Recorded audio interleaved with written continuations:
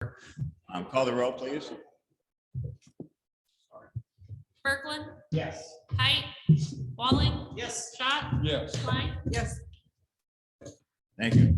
I need a motion to approve this meeting agenda. So moved. Second.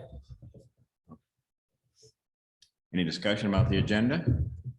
If not, call the roll, please. Kirkland, Yes. Walling, Yes. Schott, Yes. Klein. Yes. Thank you. As we're all aware, this first meeting tonight is for our budget work session. We have one and only one topic. So we will turn it over to Sven and Susie to lead us through the discussion. Susie's going to start us out. All right, well, I passed out a memo and some other documents for you. I tried to cut down my memo length and I got it down to 4 pages, so we'll see how we go. So, like I was telling Barb earlier, I feel a little behind this year because I had COVID, so I lost like 7 days of budget work, but I think we'll be okay. I was running around kind of crazy like earlier, but I think we'll be fine. Our general fund is pretty much taken care of. In fiscal year 23, our revenues are projected to be $4,035,738. And our requested expenditures are $4,021,427. So that's a surplus of a little over $14,000. We've had work sessions with each of the department heads, and we don't expect any other further cuts to the general fund operating expenditures. We might move some things around, but usually we don't need anything cut out of there anymore. Some changes to make the revenues go up. Our property tax went up because our valuation increased almost $7 million. So that caused our general fund levy to increase $52,792. Also charges for services, some of the increases there. We'll see an increase of about $14,000 in garbage collection revenues. That's because we've had some more homes built, some more properties built, some more businesses. So there's additional customers and businesses. And also we've had businesses adding to their collection dates. We've also had, this is separate from the 14,000, but our dumpster rental and extra garbage collection charges have like skyrocketed. We've just had so many of them, and we think that there's just a lot of people doing home improvement projects, doing clean out projects, things like that. The McCurry Community Building receipts are also expected to increase by about 39,000, and this is due to additional memberships and increased participation in programs. Building permit revenues are expected to increase again because we've got continuing home improvement projects and then also new construction of residential and commercial properties. Right now, our revenues are at 55,000 for building permits. We only had 50,000 budgeted. So next year, we're going to increase that to about 80,000 for our revenues. There'll be a slight increase in our Alliant and Mid-American franchise fees. We budgeted 180,000 for the Alliant electrical franchise and 42,000 for the Mid-American gas franchise. They're both at 2% right now. And council can look at increasing that to further fund the right-of-way tree management and also to fund some ash tree removal. If you want to think about that, that would be a way to have everyone in town pay a little bit for like something that would benefit everyone on the right-of-way. Hotel motel tax, we're anticipating that to return to the pre-pandemic rates. We budgeted 89,000 for the fiscal year 23 revenues. Our agreement with Greater Des Moines CVB expires on June 30th of this year. So that means the city will keep that 2% to use for our own marketing projects.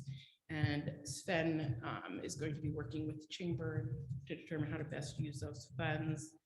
So, Sure. So actually tomorrow morning, the city, chamber, and Perry Economic Development have all been working together on some marketing initiatives.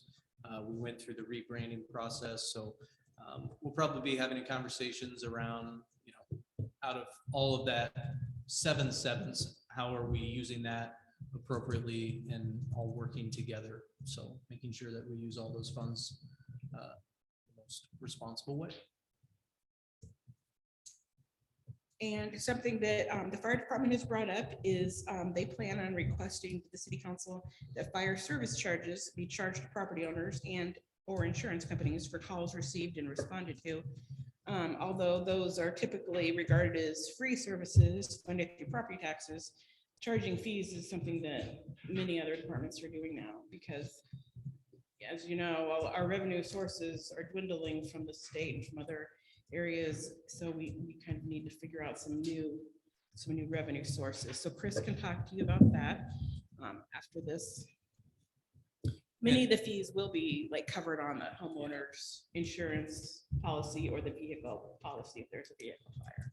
Yeah, and I actually just looked up my insurance policy through Farm Bureau, and it covers up to $1,000 of fire service charges. So most insured properties, like Susie said, now have something because so many departments charge for service.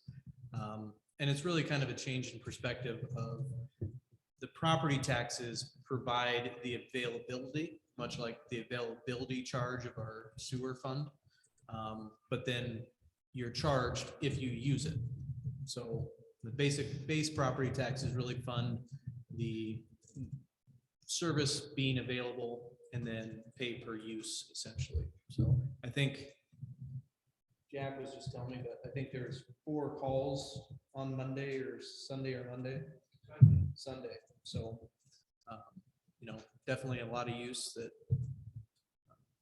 could increase some revenues and help support the department in other ways. I think Chris has put together some rate schedules, but I think it kind of depends on what it is, from a grass fire to a whole house fire. But again, I think that's something we're gonna maybe get some more examples to present to council. But by July, we would want to have something in front of council to establish that. There's many communities throughout the state that are already doing this, and they can look at their plans that they already have in place. They can choose from that. This all plan and does. Well, that would be for our entire practice. We go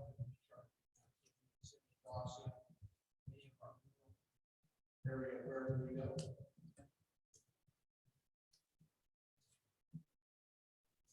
And I'd be interested, just if council wants to look at your insurance policies and see what is listed for fire service charges.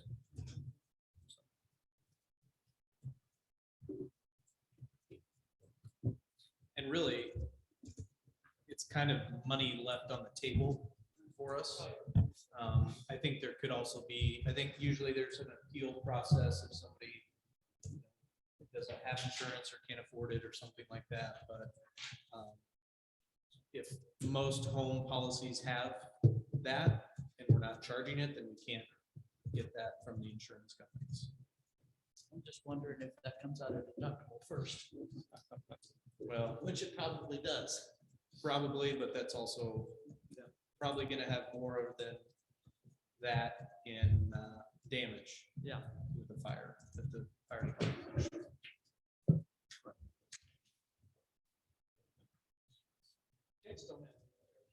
Okay, moving on to staying with the general fund, but moving on to expenditures.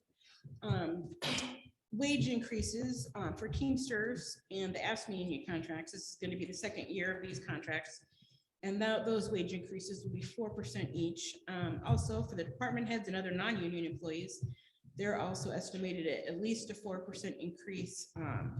Sven has met with some of the personnel committee and recommends that some of the department heads receive an additional increase to put those positions in line with their counterparts in other communities with similar valuations and populations. He's got quite a spreadsheet that shows the city compared to the valuation, compared to the population, and then each employee's or each department head's salary. In fiscal year 23, we will transfer 100,000 from TIF and 50,000 from local option sales tax to continue to allow the city to staff the community and economic development department. This has been an important way of helping the city grow and attract new businesses and industry. Another thing in our general fund is the property and casualty insurance. These expenditures are about a 10% increase, and that's due to the derecho, not just that, caused our city damage, but other communities across the nation, and also other natural disasters. There's just been so many things going on, and the insurance industry's been getting hit pretty hard. So there's going to be about a 10% increase for that kind of insurance. The department heads were really great about trying to keep their operating expenditures the same level or less than recent years. We do have some things that are rising due to inflation, like fuel and utilities. With the solar project, it's going to be interesting to see how that decreases the utility bills for the buildings that have the solar panels. Next, we're going to discuss, kind of separated it out into funds. Next, we'll discuss special revenue funds. And these are funds that have specific use, like the general fund can be used for all departments. The special revenue funds have their own specific use. Road use tax fund, we expect to have revenues of $1,050,000. We do have budgeted expenditures of a little over 1.2 million, and we usually do budget a little higher just because this accounts for the street maintenance, snow removal, and equipment repairs.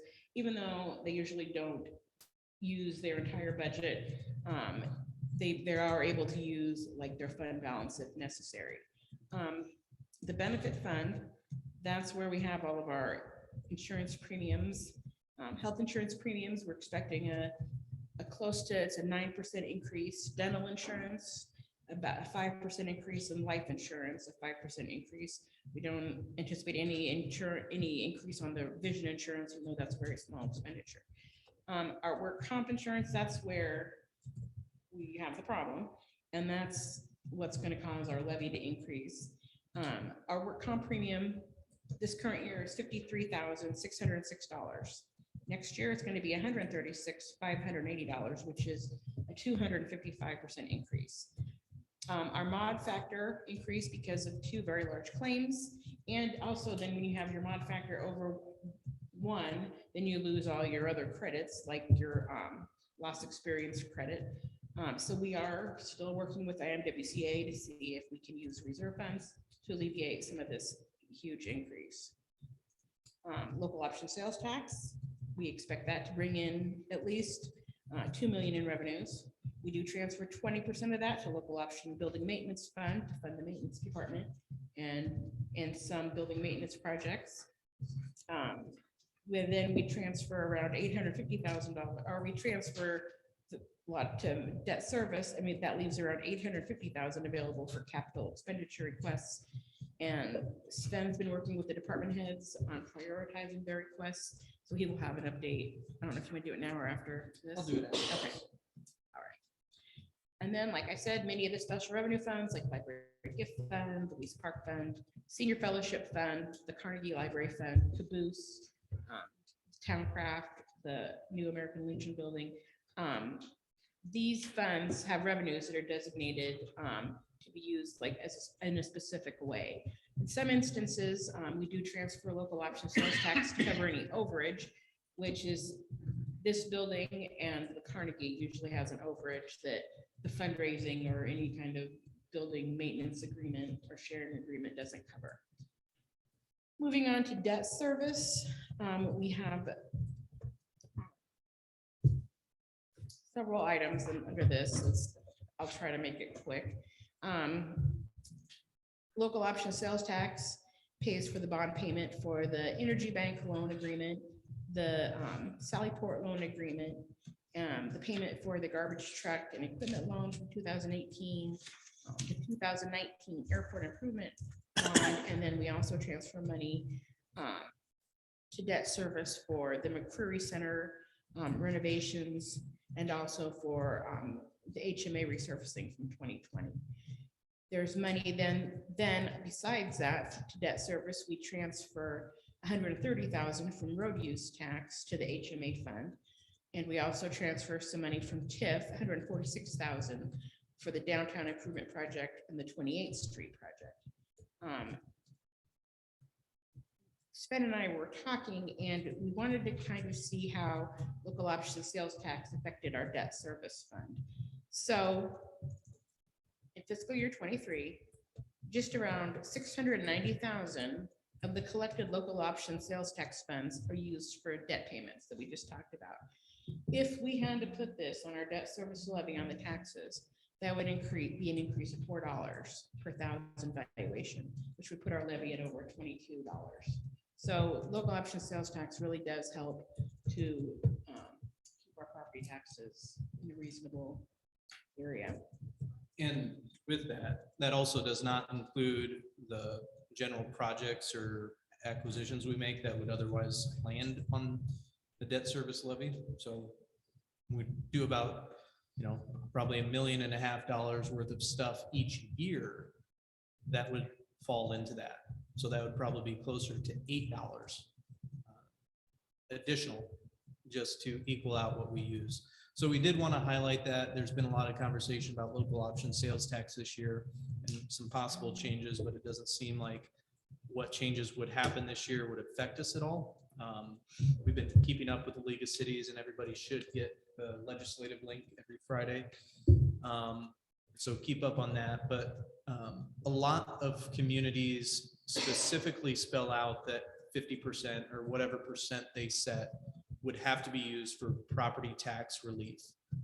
So we kind of wanted to make sure that we showed how much is directly benefits the community in property tax relief.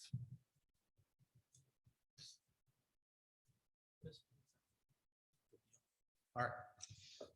The sewer operations fund, they will transfer $164,875 to the debt service fund to pay for the 2013 GEO sewer bond, which included the 18th Street sewer project, the Raccoon River Bank stabilization out at the wastewater treatment plant, and then the West Fifth sewer project.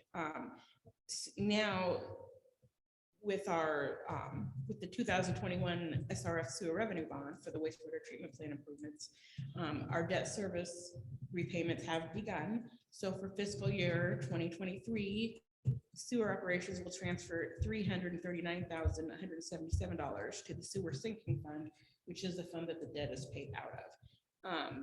We're working with PFM right now to review the sewer rates. As you know, the last 4 resolutions that increase the sewer rates that went through fiscal year 22. So we'll need to have something new in place for fiscal year 23. So we will bring a recommendation on sewer rates when this review is completed. Now we can talk about the levy rate, even though it's not much fun this year. The taxable valuation did increase, and the general fund levy did gain another $52,792. The valuations for this fiscal year 23, is based on the property tax assessments as of January 1st, 2021. So all the improvements that will be made this year will go on fiscal year 2024 property tax. Property tax decreases in effect for 2023 include the 90% rollback for commercial and industrial properties. We did include the backfill. Perry, the state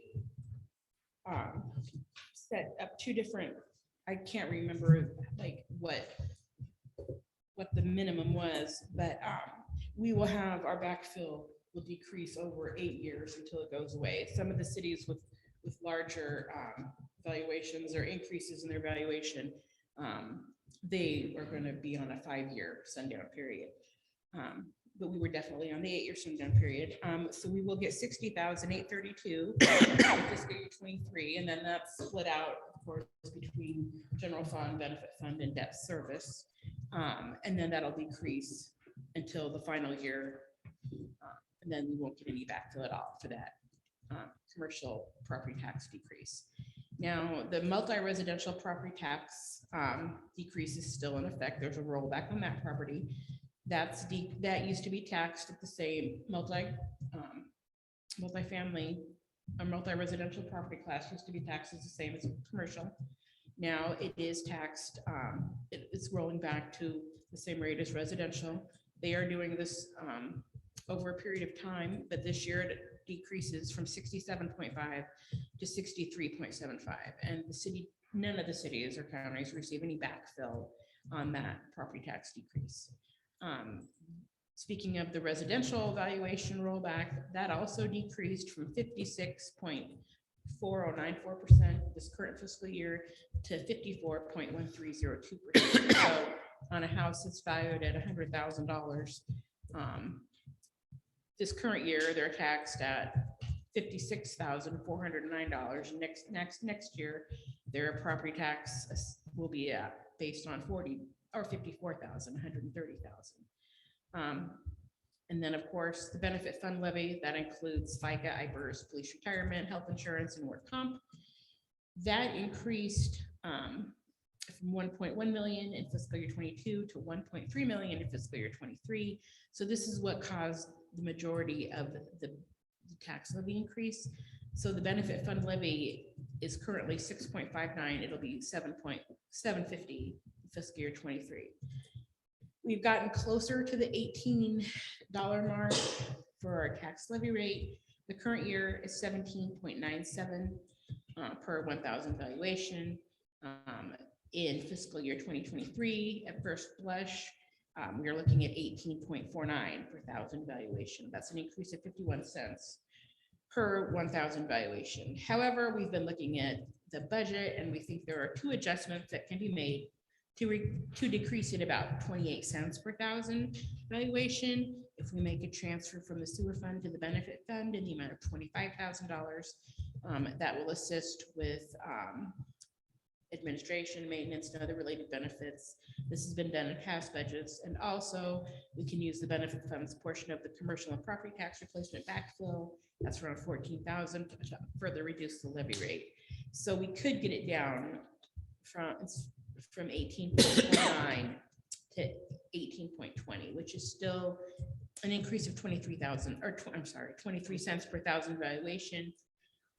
Also, we can work with, we'll see where our discussions with IMWCA get us.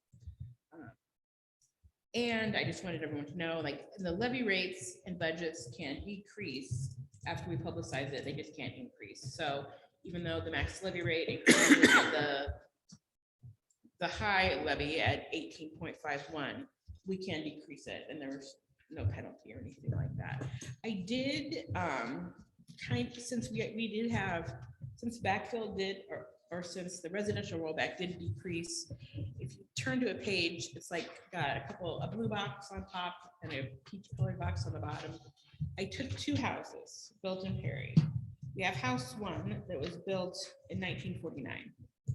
Has valuation of $88,000. Based on the 22 rollback of 56.40, their total and the tax levy rate at 17.97. Their city taxes are $892.31.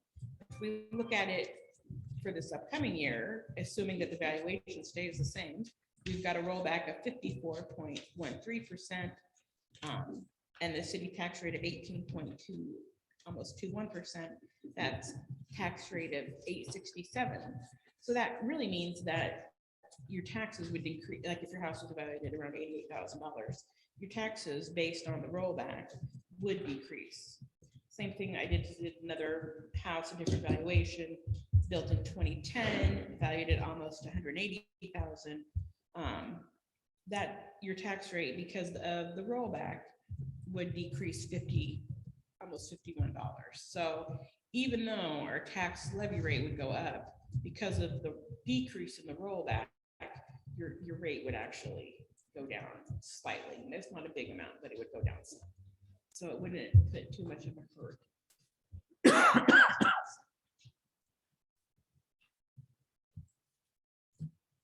And like Susie mentioned, we're still waiting on IMWCA to get back to us on what they can do to help work us through our increase for work comp insurance. So I could see that coming down a decent amount as well. So hopefully in the next couple of weeks, we find out that number.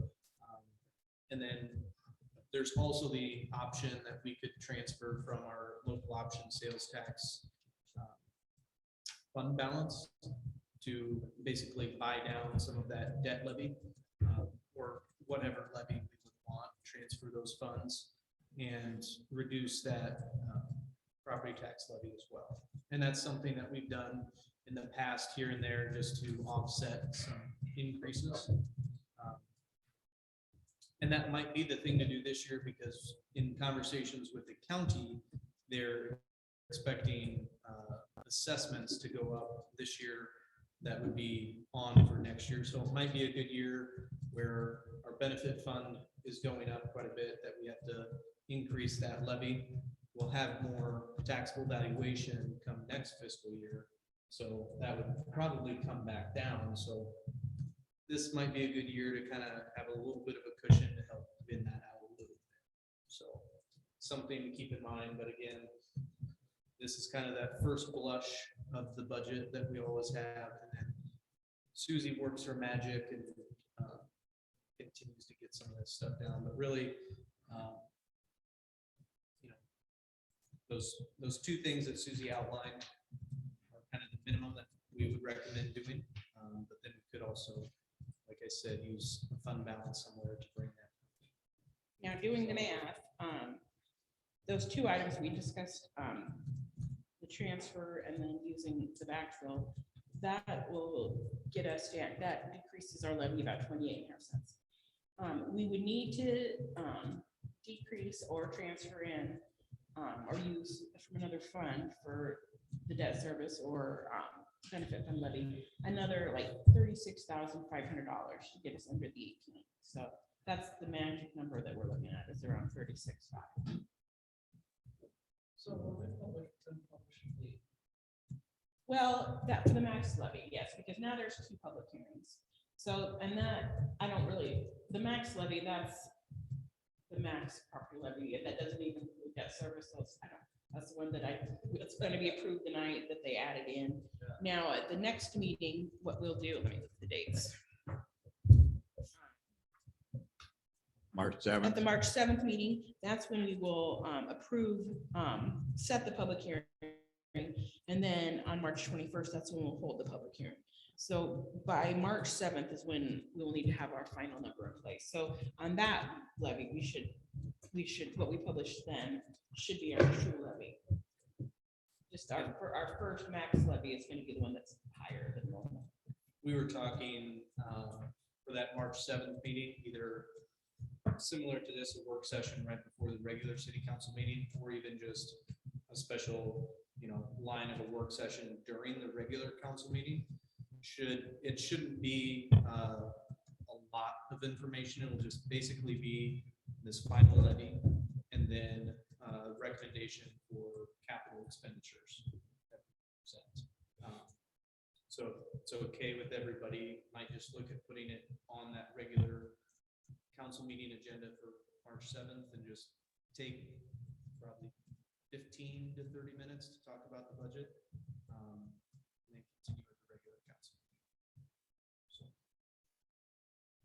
but that should give us enough time to flesh out the final details and maybe have another round of meetings with departments to talk about capitals and things like that.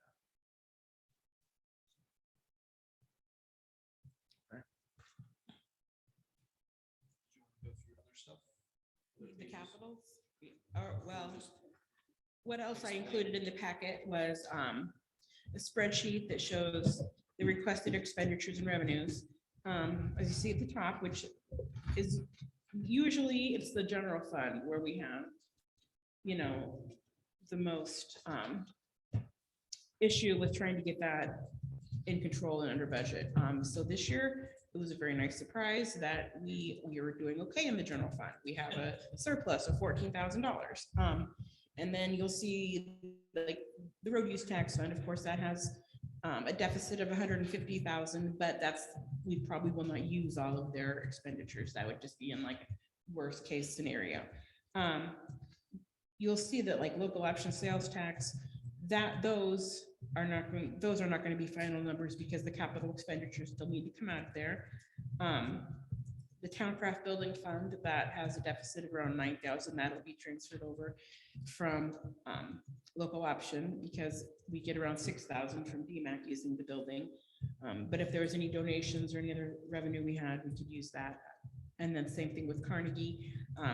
Those numbers have went up because there is a grant from Hometown Heritage that the library is using to staff the Carnegie so it can be open. But that does not cover any of the maintenance or like the insurance over there, the utilities, or like the elevator maintenance or pest control or anything like that. So that's around a $15,000 deficit, which will be another transfer for about 16 that'll come from local option sales tax. Other than that, we've got some big capital projects. We've got the airport improvement project. We've just budgeted 2 million in and 2 million out for that project for the runway. We've also budgeted for wastewater treatment plant, and this might, this all depends on where the pay requests land, if it lands in fiscal year 22 or fiscal year 23 or even 24, but we've just budgeted like around 15.5 in and out for that, because as soon as we have an expenditure, we'll have a revenue coming back from the Iowa Economic Development Authority for the SRF, or the Iowa Finance Authority for the SRF. There's gonna and then sewer discharge fund, that brings in a revenue of around 160,000. We plan on spending 70,000 for some repairs. We usually try to do like some sewer improvements so we don't have I&I in our sanitary sewer. And police pension. We have expenditures, but we're using the fund balance on that. We have about 4,000 in interest each year. And then I included copies of the current year's certification of taxes, and then what we had at first blush for our upcoming year. And also the last item, which I think is very interesting, is from the Iowa League of Cities. It just shows history of like the multi-residential property tax and the other rollback numbers, and just kind of, just a good history and what some of the revenues and expenditures are doing that affects cities. So I put that in there for you to look at as well.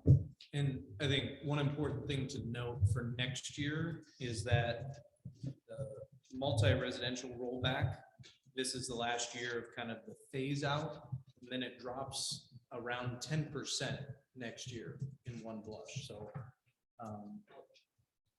that'll be interesting to see how that turns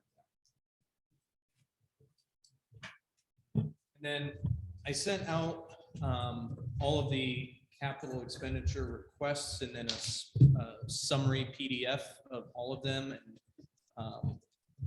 I don't think I'll bore you by going through line by line, but if you have any questions on anything, please let us know. We have department heads here that can answer any specific questions if anything stuck out.